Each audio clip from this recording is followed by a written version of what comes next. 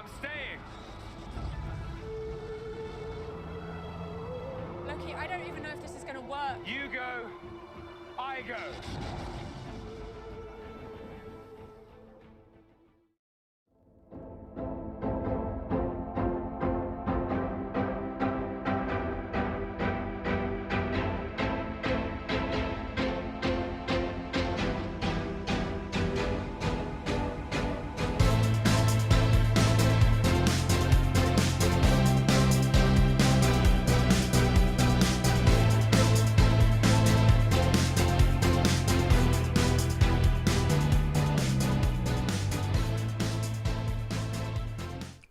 Hello, and welcome to What the Fiction. I'm Marie-Claire Gould, your host, and with me for High Tea Loki, this fun deep dive conversation into the streaming show Loki is...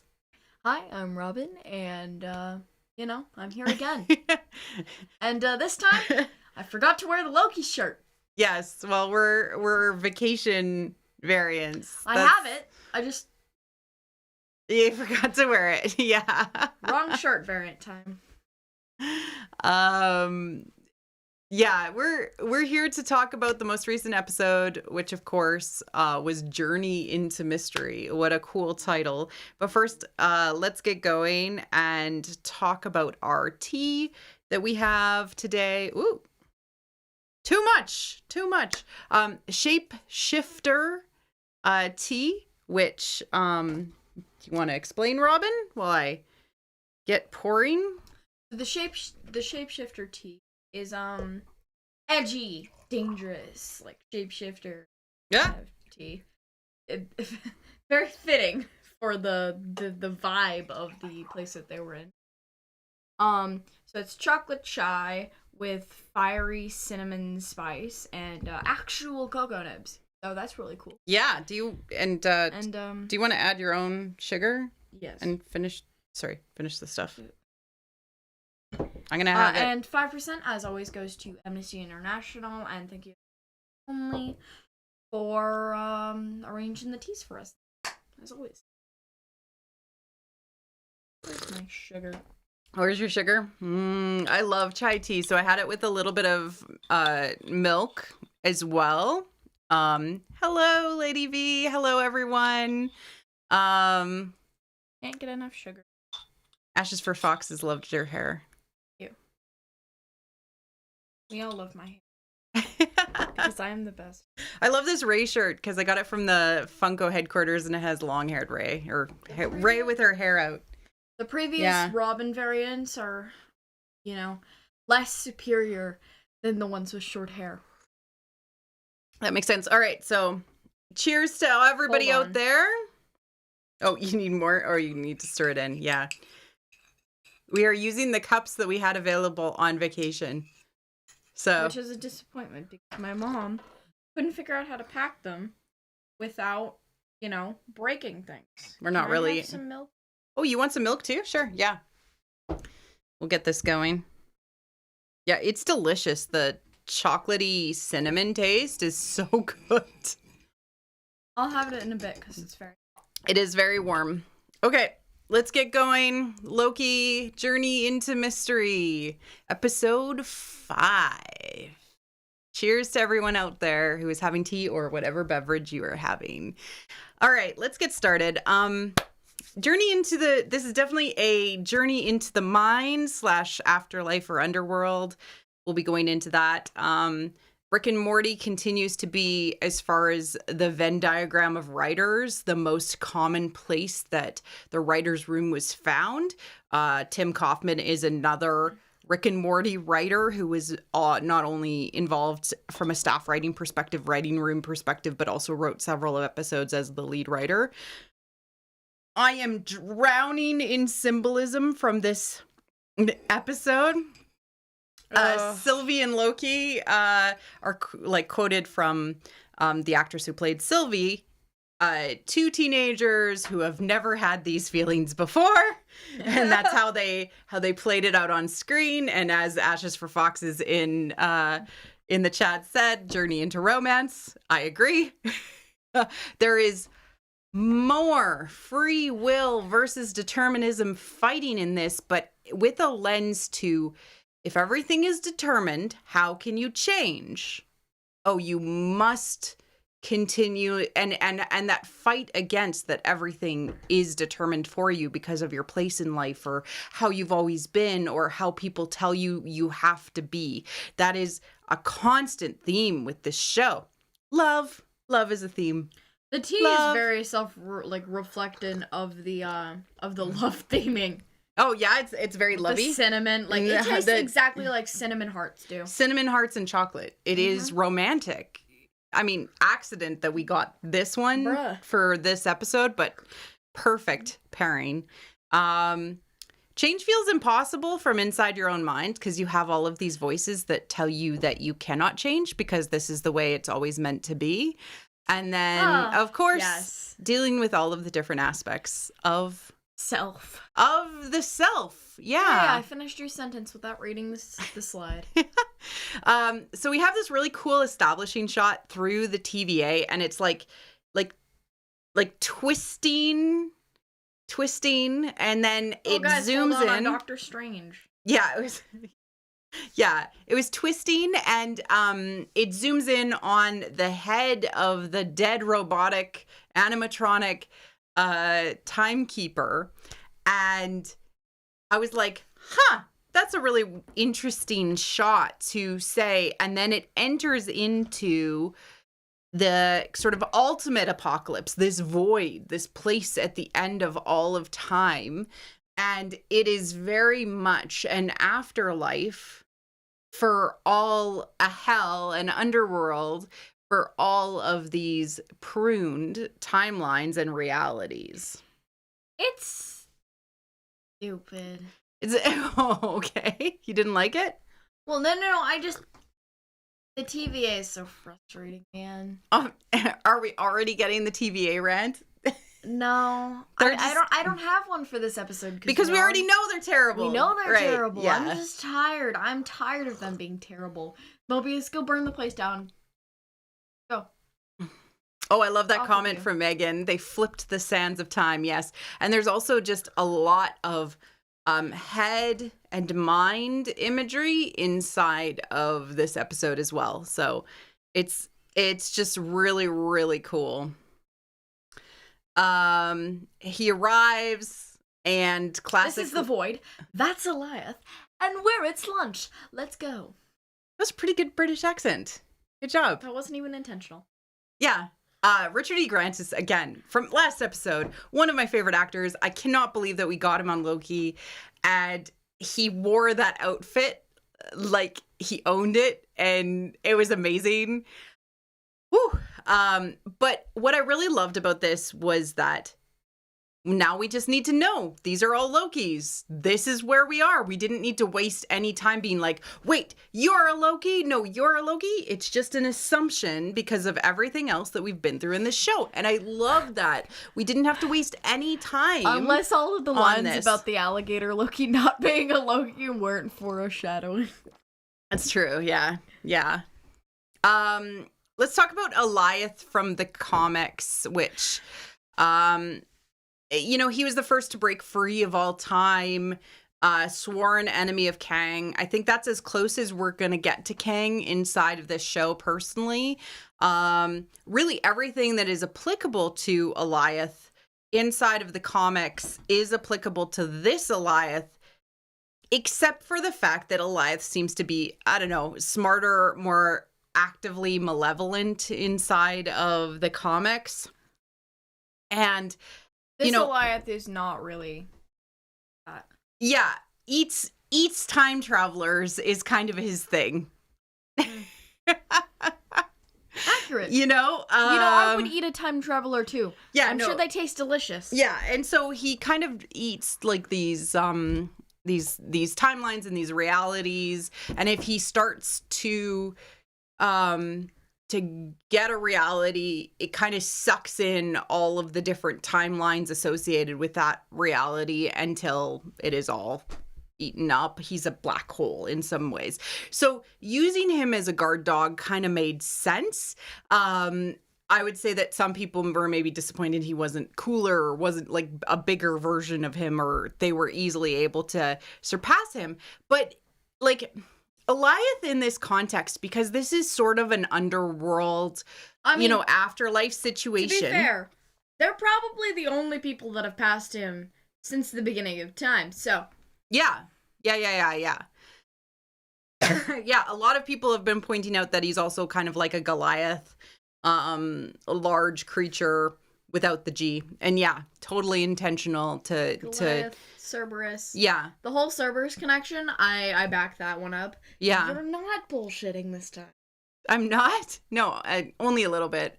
No, I do feel because of how they shaped him, he has kind of these paws with the pseudopods that kind of he growls, and he's got like a maw. He looks like a dog, and so he's almost filling this role of a Cerberus or a watchdog, and he is actually called out like a watchdog. But because it reminds me of like I don't know what series it's in, but it's in something where it's like it's a lion head, and then it's like Lion King, a little bit like lion head in the sky. Oh, yeah, that's Mufasa. Yeah. But, because this is an end of time or like a hell or an afterlife. Fluffy. Absolutely a Cerberus connection. And then it's kind of confirmed by Sylvie to say he is a watchdog. Yeah. Okay, let's talk about minds. So there was a lot of head weirdness in this episode, specifically the three that I really want to point out. The quails. The mind, like entering through the timekeeper's mind to enter into this world. It is very good tea, isn't it? The landscape was filled with these giant, almost head statues that were cracked. You can kind of see them behind this one, and I have a bigger picture in a bit. And then the quails, as you call them, the birds that kind of follow them around, have this little ball that is detached from their head. It's like a unique alien. But the mind itself is just this like they're like ball. The only thing that can like survive in the Goliath-filled landscape. Yeah. And this just reminds me of, talking about some of the Star Wars stuff that I've talked about and talking about Elsewhere or the World Between Worlds, and how when you have this place that is between sort of life and death, it's often considered to be a cognitive realm, or it is a place within yourself for you to explore. And, from a Joseph Campbellian perspective, or from a heroine's journey perspective, instead of going, say, to the underworld, which would be Joseph Campbell, or, going to the other world, in the heroine's journey, you actually journey within. And I just thought that was really, really fascinating that they were using so many of these references to the mind, and how this is a reflection symbolically of all of the internal changes that Loki is going through. I get your point, but also they could have just done this because, hey, head, cool. Sure. I really love that Sylvie was kind of confronted with the place that sort of her life changed forever. With Renslayer getting, they're pulling out, why is she different? Why is this important? Why is Sylvie different? This is really important. Why is Loki a simp for her? All very valid questions.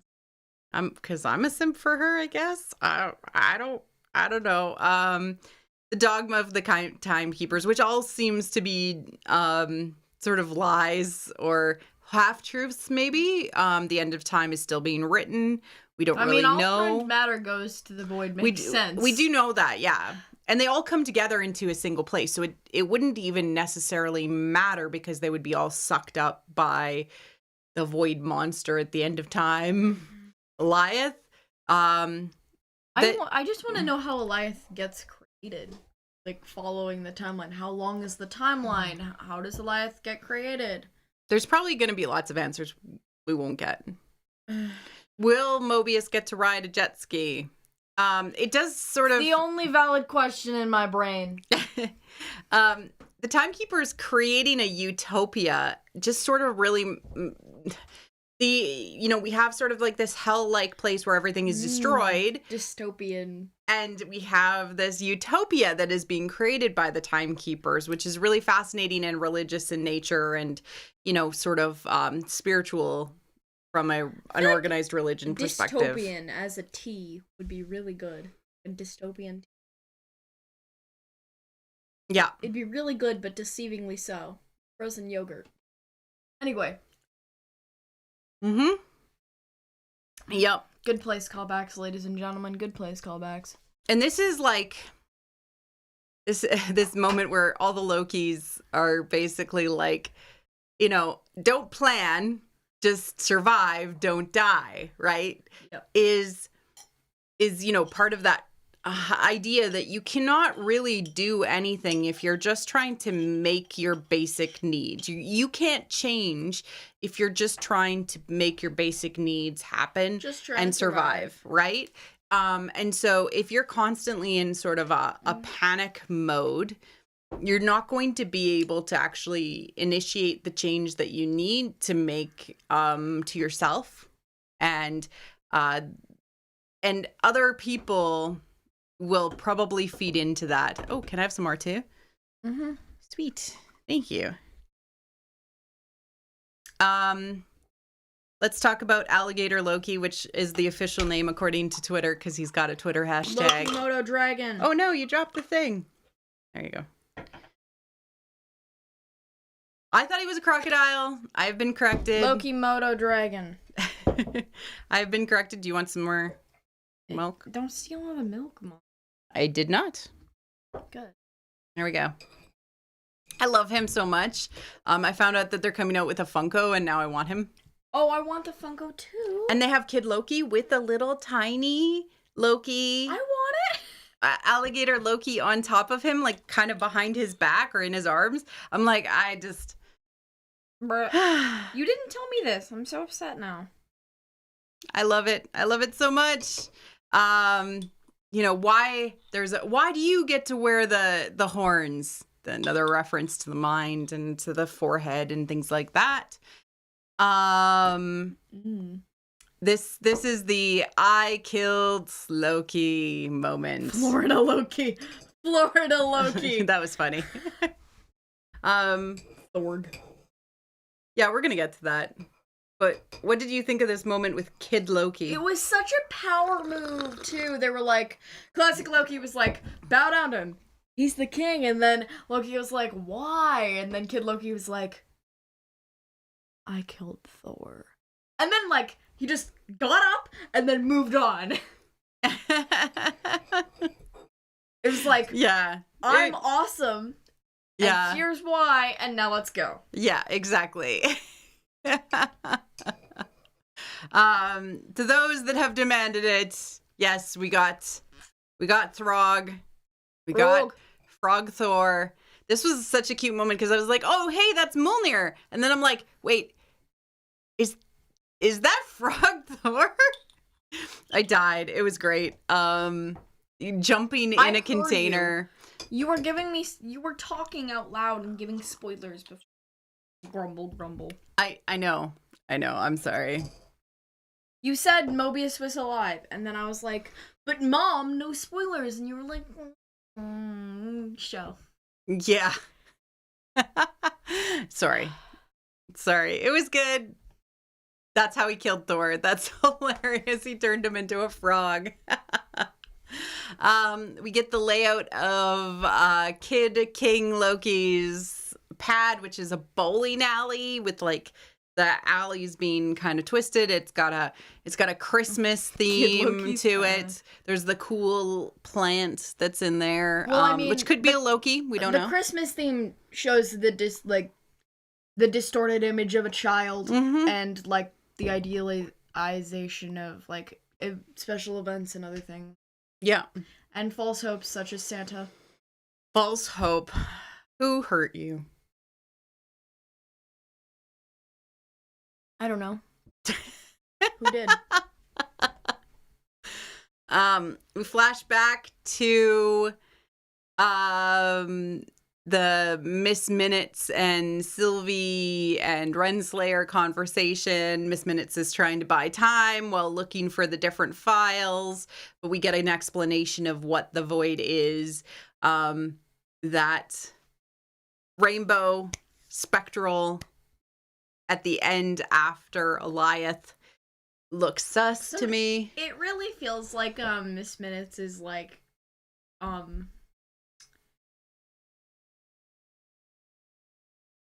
What?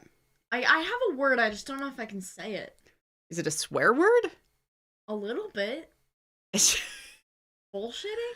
Oh, that's fine. Okay. Miss Minutes feels like she's like bullshitting her way through all of the Yeah, she's definitely she definitely is lying. Yeah. You could say BSing and people will know what that means. Yeah. If you want to. I just brain went a second. Yeah, no. Brain went MIA. Even though she's got like this very sunny exterior, she is definitely suspicious. She's working with Renslayer, of course, but there's more going on with how she's behaving. And we have this, you know, man behind the curtain reference. So I was very tempted to write down man behind the curtain. Hopefully it's a woman on my notes. That would be cool.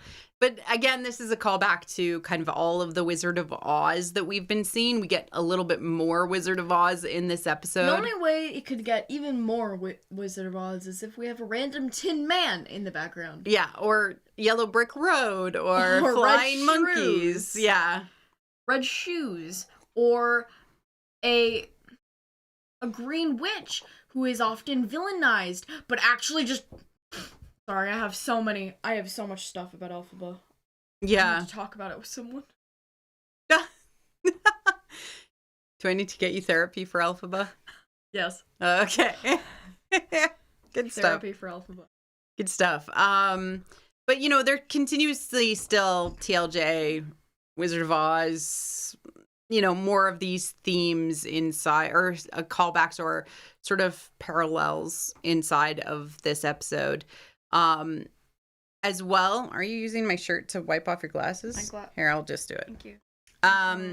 Sylvie decides as an effort to prune herself. I can't see anything. That's okay. I'll give them back in a sec. So I'm blind. Sylvie's kind of a group. That's true. So Sylvie decides to prune herself. Wicked podcast. Wicked podcast. Ooh.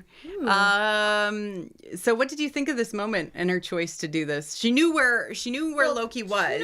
She knew what's gonna happen. I think she did it in the way she did it to like a little bit show off to Renslayer and go, you thought I wasn't gonna do this? You thought I was gonna come willingly. Nope. Bob. Yeah, you thought I was gonna play along, but no, I write my own path. And I thought that was really, really important. Loki's fake as. Yeah, totally. More Wizard of Oz. We get, you know, kind of some amazing character interactions with Kid Loki. You know, boastful Loki, which is what his name is in the closed captions. We get classic Loki and of course alligator Loki, who is drinking wine with his compatriots. I love how they're like kind of all together surviving in this way. What did you think of all the Lokis? I like all the Lokis. The moment with President Loki goes down in the trailers like so much different. Like you think that the moment with President Loki is going to go differently in the trailer. And then the actual moment is like, this is not what? Yeah, it was a little, yeah, we can get to that in a moment, but, yeah, you're right. Yeah, I really loved the interactions. I loved how they kind of called each other on their own BS, as it was. I really loved how well it was written to show that they were different, but also in some Wait, does ways Kid Loki have a the juice same. box? Does he? Does he? I think he's just hanging out. Yeah. Child need a juice box. Give the child a juice box. No wonder he's so grumpy all the time. Florida Loki. Yes. You know, and then we find out a little bit more about classic Loki and his, like, how he escaped being pruned for so long and creating, like, an alternative timeline. The reason why that him living wasn't the Nexus event was definitely because as long everyone else he could live as long as no one else remembered. Right, and as long as he wasn't intending to interact with other people within that timeline. Making waves is not allowed here, ladies and gents. Yeah, and choosing a different path is also not okay. Nope. Right? Yeah. It was really interesting. I loved how Loki is like the biggest Sylvie simp. He's like, she's different. Mom. Yeah? Loki's not the biggest Sylvie simp. You are. I am. I do love her. I do love her so much. Did you tell Dad what I said earlier about you and your... Which friend? You know, the family friend? I don't want a friend with me. Can we talk about it later? Sorry. Okay.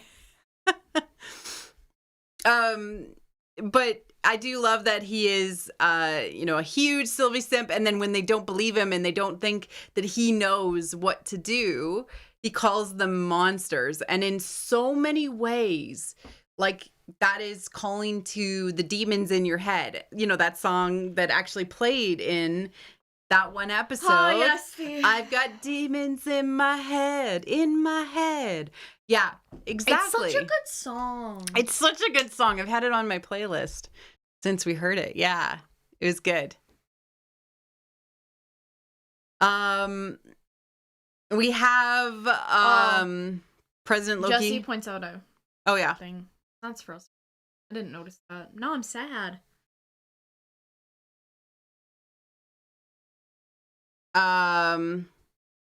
We haven't seen another female variant of Loki.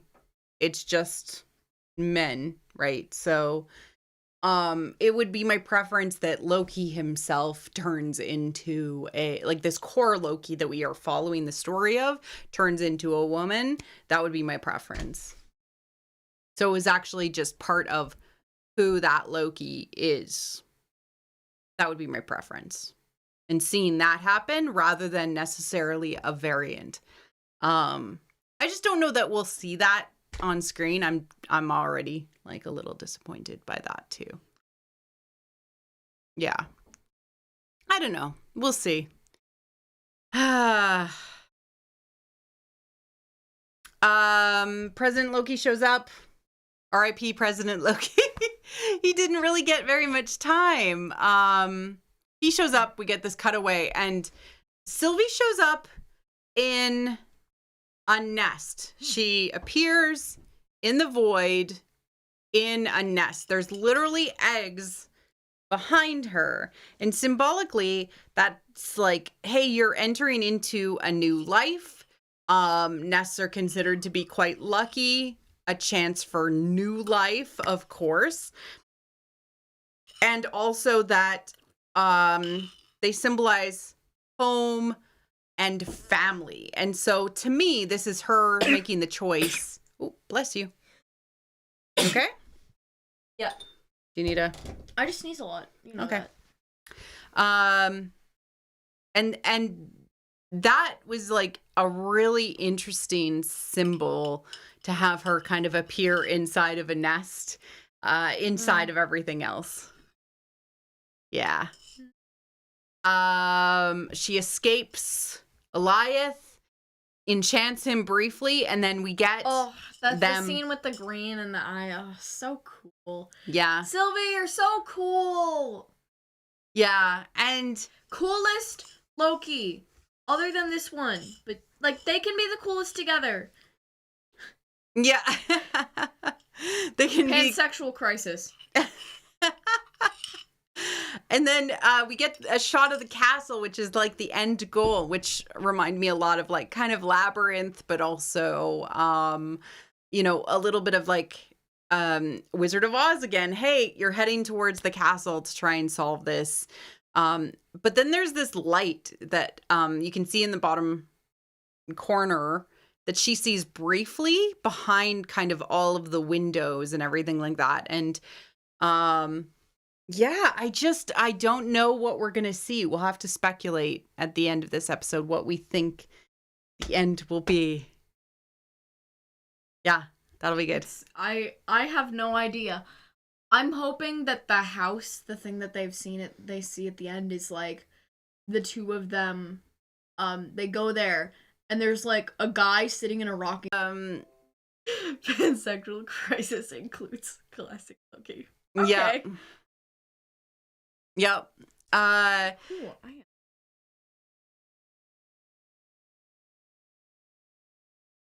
I love how embarrassed Loki is in this moment with all of the Lokis. It's just amazing. How many Lokis is there? Do they all have names?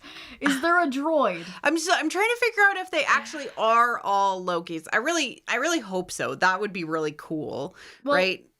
There was. Well, that would mean that there was another female Loki, or not. I may be wrong. I'm probably wrong. Yeah. I kind of thought that maybe some of them were just pruned, because we saw other people who had been pruned who were not Lokis, but Loki survived, right? So maybe there was a pack of like President Loki, a few other people, and these Lokis. How many Lokis does it take to screw in a light bulb? Yeah, but he's just like embarrassed because it's like in so many ways this is like an internal fight amongst his own brain and subconscious, and it's embarrassing that it's happening. Yeah. So I made this joke on Twitter, like with David, who did, of course, the intro animation, and I was like, you know, this is just how all about alligator Loki. Like, this is just how Captain Hook lost his hand. It was just a Loki. It was Kuroki. And he was like, just a Loki playing pranks in Neverland as they do.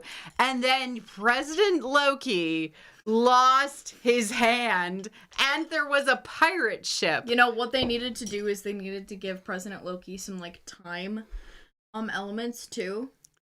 Because that would pay attention to the TikTok. The TikTok. Yeah, that would have been amazing. But I was like, what? What is going on? I thought it was hilarious. It's just Tom Hiddleston in a room. Yeah. Fighting himself.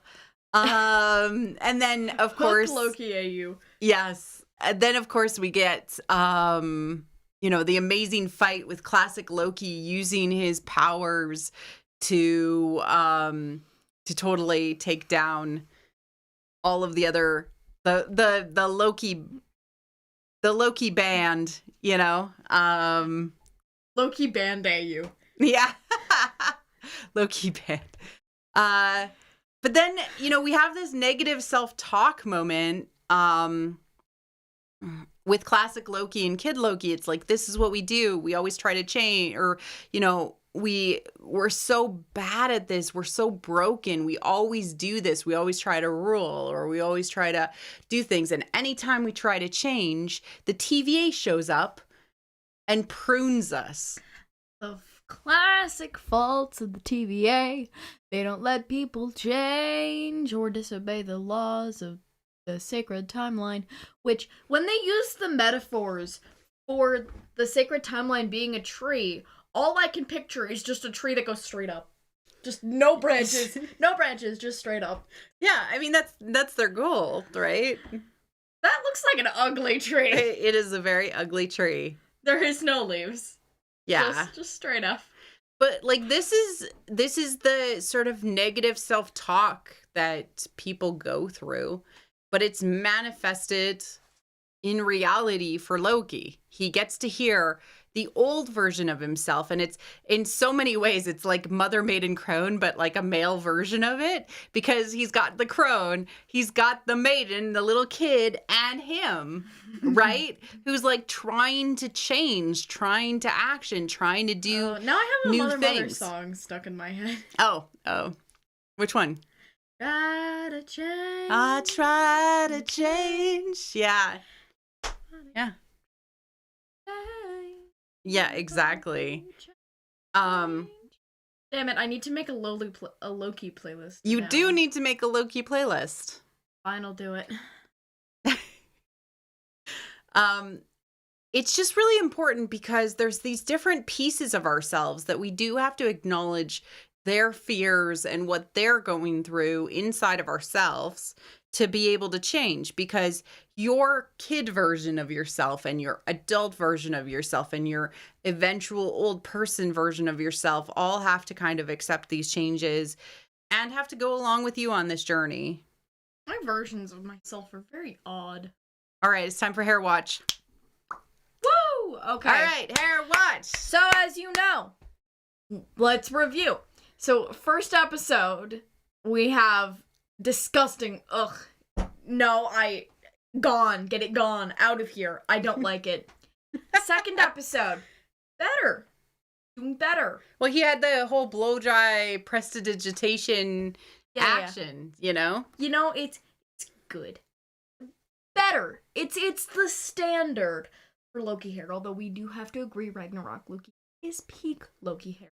Mm-hmm. Episode 3, it doesn't change, it doesn't move. Episode 4, it gets a little better. And now we're here. And it's a little bit more curly this episode, right? Like he's a little bit sweaty distressed. and distressed, yes. Yes. So I think, I'm thinking. But it looks better. I don't know why. Maybe he combed it. Maybe he did it. Maybe he has a date with Sylvie later. I don't know. No, he looks better when he's actually hanging out with Sylvie. So So far we've been on like a 6 and like a 7 pedestal. Do you think we've hit an 8, or maybe it's like a 7 point? Have we dipped down to a 6 point? Yeah, I think it went up, especially when he speaks with Sylvie. Okay, so we'll call it a 7 and a 7.5 when he talks to Sylvie. Okay, fair. Only one more episode. Can he blow it out of the water and like? I don't know. Can he hit A9? Could he hit A9? Can he get to Ragnarok? That's the question. Have we, like, if they bring Tom Hiddleston and Loki into Thor: Love and Thunder, are we going to hit that 10? Will we? I mean, Thor historically in Ragnarok, he has made Loki's hair better. Sylvie helps. So if you've got Sylvie, Loki, and Thor in the same room, Loki's hair will be fine. I'm betting it. It'll be perfect. All right, so this is the best. Robin was so upset last episode. You need to full screen so people can use this as a meme. Okay. Robin was so upset about Mobius going away last episode. And I was like, oh, it'll be fine. He'll be back. I'm sure of it. It's Owen Wilson. They want to use him as much as possible. He's a hero in his own right. And so I made Robin this meme. Because of how he's looking at Sylvie, like when she's talking about things, I was like, yeah, this is perfect. This is how Robin looks at Mobius. You're my favorite. She loves him so much, and like there's even more. She was like, could you give me like a whole screen of Mobius's? And I was like, I'll try to get as many as I can. Mobius is my favorite character. Him and his jet skis, let's just go burn down the TVA. Yeah, no, he's great. He's so great. He's great. Yeah. I really have loved all of the Mobius, but yeah, this meme is for you. I will send it to you, and then you can have it. And I'll use it constantly. I'll just spam you. Yeah, I feel like me turkey, and it'll be the new turkey taco. Dude, can anything truthfully replace turkey taco? All right, so we get this great interaction between Renslayer and B-15. I'm really sweaty. Sorry, my glasses keep fogging up.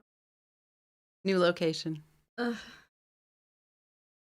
Do you want to talk about this interaction?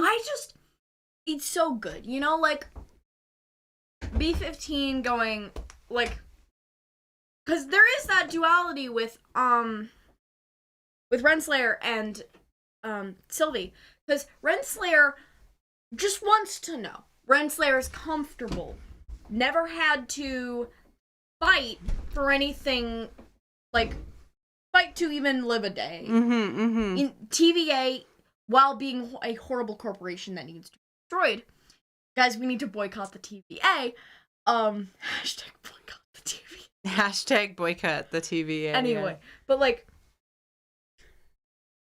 she's never had to work so hard at something. So she wants it. She doesn't need it. Sylvie, entire life, flipped upside down by Renslayer and the TVA, and just has to live this fighting the 10 years of the life. Yeah. Her life spent trying to just figure out how do I even get into the room and figure these things out. Yeah, and she's got that drive. Yeah, and it was a really good point out. But do you think that Renslayer, like, is she a variant? Did she remember anything from her past? Well, obviously Renslayer's a variant because she works for the TVA, but because she started out as a hunter, right? Like, we know that, and she's worked her way up to being a judge. Yeah. So, I mean, you can work for something without needing it. And just, like, Renslayer's a little curious. And that's it. But, like, yeah, I definitely think that her motivation is not strong enough to maybe go against trying to save the universe. Yeah. It's great. She's just gonna sit there and be the judge and, like, work on that. Because she's too comfortable right now. There isn't enough threatening her stability for her to want these privileged versus radical. Wait, does authoritarianism has no ease? That's really weird. Yep. Wow. Sorry, I was just learning things. Learning spelling on stream. You know, Renslayer choosing to tell Miss Minutes, hey, you got to warn the people that are in charge of this without really even knowing anything is sort of like this blind affiliation with this creed and this organization. And Miss Minutes just being like, okie dokie then. She is so sus. Again, with the Gestalt effect that we got last episode with the behind the scenes of the throne room where it flips the foreground to the background and the background to the foreground. We all suspect Miss Minutes. We all suspect her. She evil. Not really me, but you know. No, I suspect her. She's sus. She's in on this. Twilight Sparkle would never. Twilight Sparkle would never, but Miss Minutes would. Yes. That's where we're at. I want a crossover. Twilight Sparkle meets Miss Minutes. Yeah. It would be cool to actually see Tara Strong actually on screen. As a Loki? As a Loki or something like that. That would be cool. Yeah.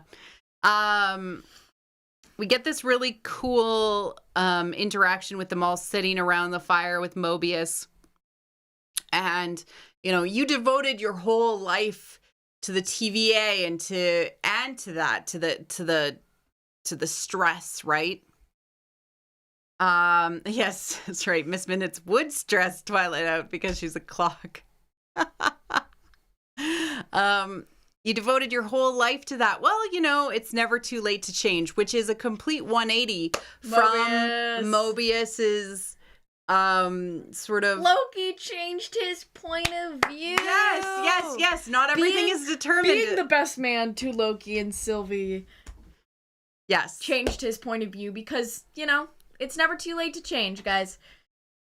Yes, exactly. I loved it so much. It showed so much character growth for Mobius and kind of how much Loki has affected him and Best boy Mobius. How Mobius has affected Loki in so many good ways. This was such a good moment, and they've done so much in this show to show growth. I love it. Good show. Show good. And then we get this, oh my goodness, super amazing moment. What did you think of this? Is it a tablecloth? Is it a tablecloth? It was really funny, but he's cold. She totally said, if you could enchant these clothes, because they're very uncomfortable, which is, to me, I took as a euphemism for, I want to take my clothes off in front of you. I took it as I'm just gonna take this opportunity to complain about my outfit because seriously, you do not know how uncomfortable this thing is. Like, yeah. You see, I'm more innocent than you are. Yes, you're the one who embarrasses me, not that's the other true. way around. But I do want to point out that it looks like the same sort of material, or it's supposed to look like not like a blanket, but it how he's wrapped it around himself sort of shows it's like his cape, right? And the previous time we'd seen him in this... Is it literally his cape? No, it is not. It is a blanket, but it is paralleled to his cape. It is wrapped around him. And instead of choosing to wear it like a conqueror, like a ruler, he is choosing to wrap it around the person that he cares about. Aren't they frost giants too, though? So they don't need a blanket? Who knows? They're uncomfortable. Maybe it's wet. I don't know. But he wraps it around her, which is showing how much he has changed his own, goals. He's gone from being... Also, let's cuddle under a blanket is such an innocent... Yeah. How do we do this whole romance thing? I'm just gonna go, woo. Yeah, and my pleasure, and then they cuddle close. Really cute. Understand. So cute. So cute. Like teenagers in love. That's right. There's only one cape.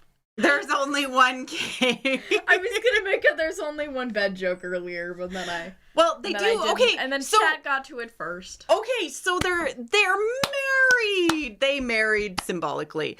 Okay, so Loki follows Sylvie through the threshold. They're holding hands when they first fight. They land on a bed in Lamentis. Loki clinking champagne glasses and having a celebration on the train. The handhold moment, the attempt to profess feelings in front of an authority. Sharing the blanket, the lover who marries the animal bride. This is all from Fangirling Only. She helped me come together with this list, so thank you for that. Hand fasting, exactly. I won't betray you. We'll figure this out. Where you go, I go, right? So that's very marriage vow like. And then walking at the end through the threshold you go, together. I go is very stalkerish in nature, just... No, not when you're talking not when you're saying it like in a wherever you will wander, I will go, or wherever you are going to go, I'm going to go with you. Whatever path you decide to go down in life, I will come with you. It's a vow. It's cute, but it's stalkerish when you word it like that. No, it's a vow. They're symbolically married. The Titanic reference. No, it's a Titanic reference. I haven't seen Titanic. I know. Shock. I know. My goodness. Shh. Shh. Okay, let's move on. Only chat will know. Oh my goodness. And then we get this great moment from Kid Loki. I hope the fact that he ran away means he's going to join the Young Avengers. Because we're collecting Young Avengers, right? As we go. We're collecting Young Avengers, so I'd love to see Kid Loki come back. This kid was amazing, and I'd love to see him in Daycare AU with Loki as the person watching all of the mini Avengers. Yes, and Loki is in charge of the Young Avengers. No, Tony, you cannot shoot Thor with your hand laser thing. No, but like, can you imagine Kid Loki with Billy and Tommy from WandaVision? That would be so funny. I'm so excited. Yeah. I haven't seen the end of WandaVision. I'm watching Sailor Moon, guys. Lots of Sailor Moon. Yeah, but he hands him the dagger, which is, hey, you're about to go on a quest. Here's your weapon, right? Like, big important moment. And then he summons the... And you had something to say about the weapon being given to you by your child self. It's your child self handing over the permission, the tools, even just the... it's okay if you go do this. Like, I accept that. I'm ready to experience that myself. When I grow up and become you, you can go do this. Yep. Yeah, absolutely. Giving yourself permission to kick butt is an important thing. Yeah. And then it turns into the fire dagger, this like fire short sword, which shows that he is now the god of fire, which is something that we talked about last episode. Fire symbolism for passion, include, etc., etc. Okay. Yeah, no, good job. That was awesome. And then of course we have this classic Loki, Suddenly I have Bruno Mars lyrics stuck in my head. Jump in the Cadillac. But we have this amazing moment with classic Loki, like, coming back, seeing that they need him, and then him saying glorious purpose while he makes his sacrifice of himself and gets eaten by Îyâxe. And yeah, the city that he builds, which is of course looks like... I'm watching Sailor Moon Crystal because it's the one that I saw originally, and I think it's the superior version. And for anyone who wants to know, my favorite sailor is Sailor Pluto. Yes. Oh, really? Yeah. Oh. I love her. Sweet. I have her Funko Pop. That's true. Yeah. And, my second would be, it's like a tie between Sailor Mercury and it was Sailor just Uranus. added to Netflix in Canada. So we were like, yay. Shout out to Sailor Moon Crystal. But yes, as it was pointed out earlier in the chat, the background, which is, of course, Asgard, looks a lot like the city of Oz inside of the Wizard of Oz, which is really, really cool. And then, we get this really powerful moment where she's working on enchanting, and then she needs help, and so she reaches out and he grabs her hand, and they hold hands together and work on the enchantment together and are successful, which is, of course, that alchemical union thing that we always want to see, which is that they work together and that they are more powerful together, which is the whole point of, the fact that these Nexus events happen when they are, they have the love for each other and then they express that love. Yeah. Perfect. And, Îyâxe separates, and the entire time they were doing that, dramatic pause where they're like, you want to do this? Okay, let's do this. I was just like, go through the portal! Go through the portal! It's gonna close! Go! No. Go! It was a dramatic pause by the director, not them. And of course, we get this castle kind of at the end of their journey. I'm going to walk the long path to the castle. It's classic. It's just so classic and wonderful. Maybe they'll go on a yellow brick road. Yeah, I love it so much. They'll suddenly gain red shoes, and then they'll go down a yellow brick road to the castle. And I just want to shout out to Fangirling Only, who, I usually check in with. She helped with the teas. And so, also I love talking with her about mythology and symbolism. And she did this great tweet, which I also linked to in the liner notes. Episode 1, reveal the depths of Loki's self-hatred. Episode 2, cannot motivate himself to change alone. beginning to see potential for good, confronts and atones for his misdeeds. And again, like, a lot of people misinterpret what is happening with Loki as like being motivated by a girl who fixes him, but it's all self-motivated. He just has like a guiding light. It's not manic pixie dream.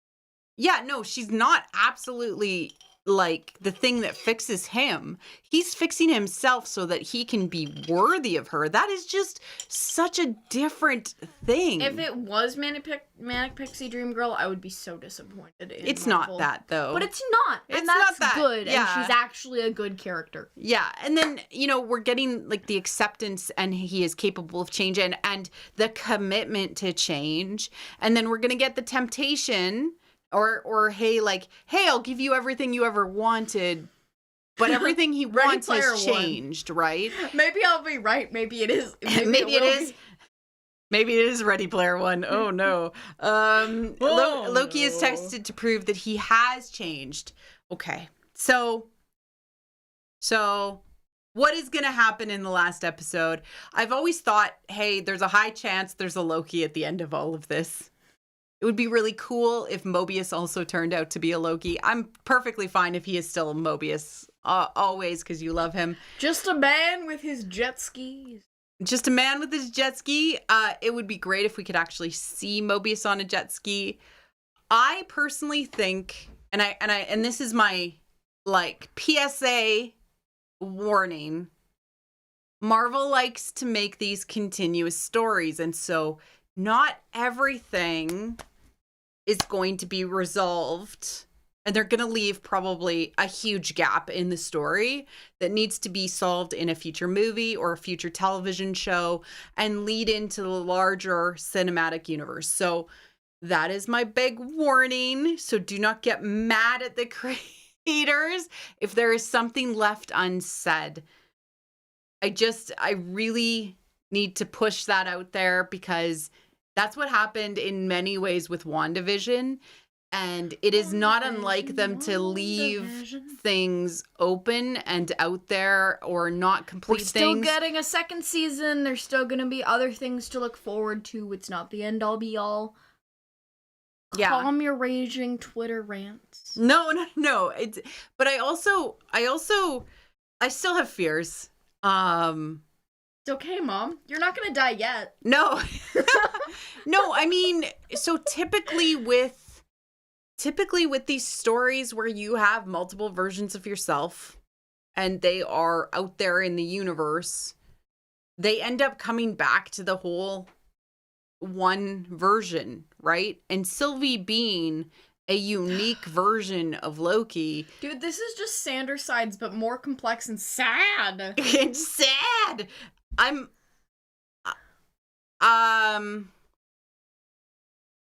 just really worried there's going to be some sort of like Sylvie's gone by the end of this. Like I'm genuinely concerned. Either way, they can't do that without a little bit of rage, but you know, but they've put so much care into this show. Either way, Loki will still have been impacted by Sylvie, and they'll probably, like, even if she does disappear, there's still gonna be some kind of locket or brooch or dagger or something important left behind because they can't remove her without it being like, but give object.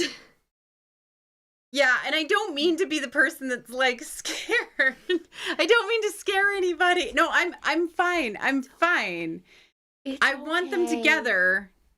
Of course I want that. I just know that these stories tend to play out in a particular way. I want a Sylvie Thor meeting, and I want Thor to be offended that Mobius is the best man to Loki, and Thor is one of the like, yeah, and it's just how these stories tend to go, and I want her to exist within the universe. Exist forever. In the universe so that we can have a marriage and other dumb stuff, and Thor can be like, well, as long as you make him happy. Yeah. Because I'm your himbo brother. I don't know what's good for you. Yeah, exactly. I'm mentally preparing myself for tragedy, and I will be pleasantly surprised. Thor can officiate the wedding. Yeah, that would be great. Mobius is the best man, confirmed. Him and his jet ski. Yeah, so I am just, knowing how these things kind of play out mentally. Thor's the flower girl. Their people are having fun with the wedding idea. Guys, I'm so awesome. Yeah, these things don't have to exist all within the self because shadows and Felicia, fanfiction always exists. That's true, right? I'm just scared because I've been burned. But also many hugs from your childs. You're like, as long as Mobius gets to ride a jet ski, right? No. I don't care about anything but Mobius and his jet skis. Yes. It's like Loki, Mobius. I saw another Mobius riding a jet ski today, so I got to show it to you. It's really great. It was Luca inspired, so the new Disney movie. I've yet to see it. It's really good. Yeah, we watched it when you were out. I know. Yeah. So fanfiction fixes everything. We managed to make this happen while we were vacation variants. So we're looking forward to wrapping this all up next week. If there was any technical difficulties or you saw anything weird or wacky in the setup, don't mind us. It's just because we're currently hiding out in the middle of an apocalypse, so that the TVA doesn't find us and send us to the void. Prune us. Prune us and send us to the void, where it will be significantly more difficult to stream for you guys. So, thankfully, we've been hiding out in very safe apocalypses. Yeah. Like, people are pointing out, like, maybe she is separated and much like Vision or much like Billy and Tommy gets taken away into the multiverses. There could be something that ends up happening that Did sort you of... just spoil something? No. Okay. I haven't seen the end of WandaVision. WandaVision. Yeah, you refused to watch the end of WandaVision. I forgot about that. Okay. But there's lots of things that they could be... yes, there's lots of things that could happen, but I'm preparing myself mentally for the thing that I fear the most, which I feared since the second episode. So there you go. It's okay. Yeah. All right. Thank you, as always, for everyone who came out and joined us in the chat. This was really, really awesome and wonderful. You guys are the best. You come up with great ideas, and we get to share our thoughts with you. One more episode. We are going to be actually watching Black Widow tomorrow night. We got our tickets. Yeah, we're going to be able to family podcast.